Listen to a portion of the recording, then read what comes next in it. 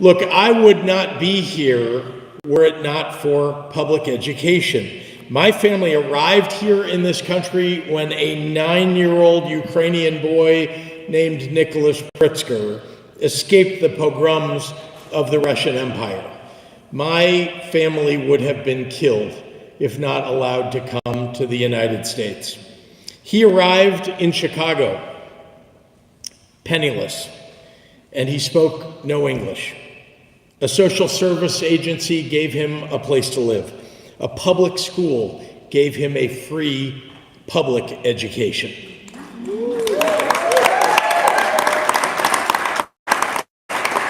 He learned English by going to public school. He put himself through college and then through graduate school, and then he sent his 3 kids to public school. This country gave my family refuge from anti-Semitic killings and oppression, and there's nearly no place else in the world where in just a single lifetime, a public education would take you from utter poverty to attaining the American dream. And in just a few generations, one of their descendants would eventually become governor of this great state.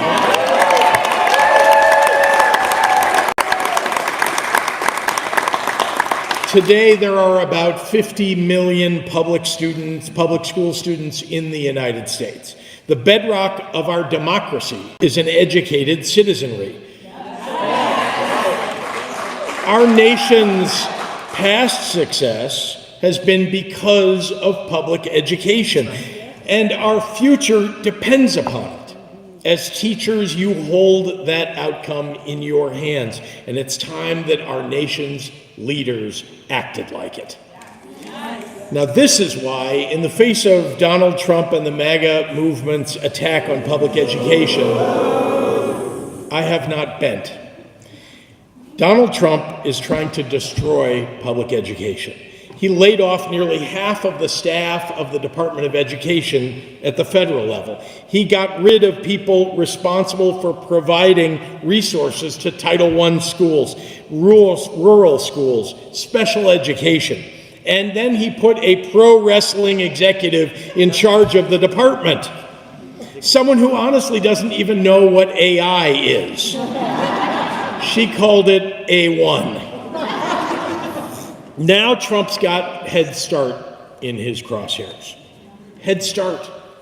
It's the program that levels the playing field for low-income students and improves the quality of the K-12 educational experience for kids, for teachers, and for parents. Cuts to SNAP and Medicaid affect your work too. How many of you have seen the look in a student's eye when they haven't eaten before school? How many of you have had to teach in front of a class with a student who clearly needs a doctor but hasn't been able to see one? When the government abdicates its responsibility to children, well, that responsibility doesn't go away. It just shifts, and more often than not, it falls on our teachers. Then there's the problem of, well, organized conservative extremists trying to take seats on the school board so that they get to decide who can teach based on their religious beliefs, or so they can ban books about history they don't like, or they can whitewash curriculums. And unfortunately, that brings me to my opponent. Darren Bailey is an existential threat to public education in Illinois.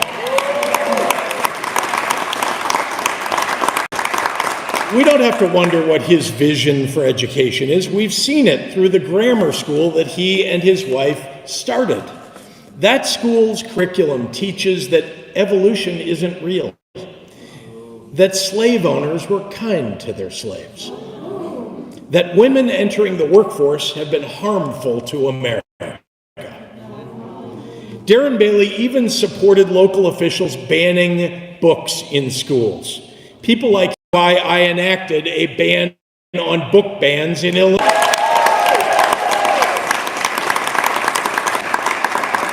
The world that Darren Bailey and his allies in the MAGA movement offer is something out of the 1920s. It would be a disaster for public education, a disaster for pluralism, frankly, a disaster for our democracy.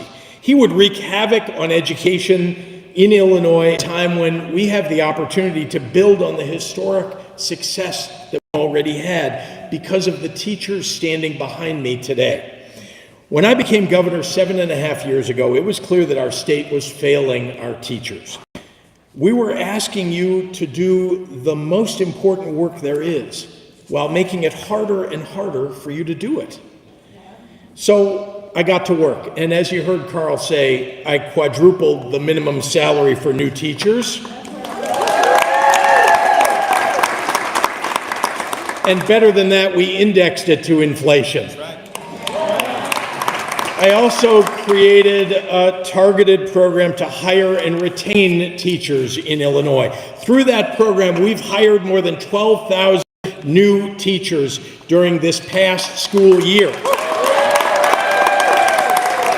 In concert with IEA's educator pipeline, we're helping more and more people become successful and seek meaningful teaching careers. And today, we have more teachers and paraprofessionals in the state of Illinois than we've ever had before, ever. For 25 years, before I was elected governor, I championed early childhood education, and I've continued that work as governor. To support the youngest learners, I created recently the Department of Early Childhood, and we launched the Smart Start initiative, which has created 11,000 more publicly funded preschool slots for Illinois kids, and we're on our way to universal preschool in Illinois.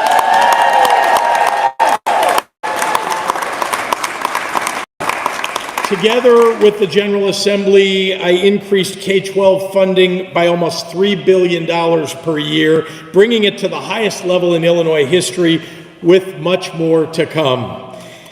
And because of record investments, because of that, including the 80% increase in need-based aid, virtually all students at or below median income now can attend any one of our 48 Illinois community colleges tuition-free, including right here at the College of DuPage.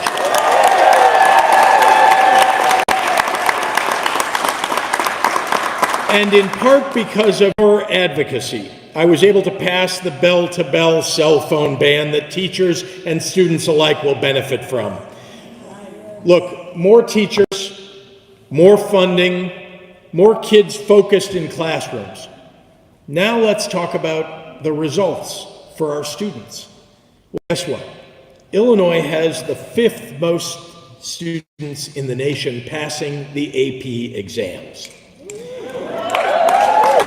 Our 8th grade math and reading scores are among the top 10 in the nation. Illinois now has the highest high school graduation rate in recorded history. And let me also emphasize that we have the highest graduation rate for Black students in recorded Illinois history. Oh, I forgot one more. We now have the highest graduation rate for Latino students in history.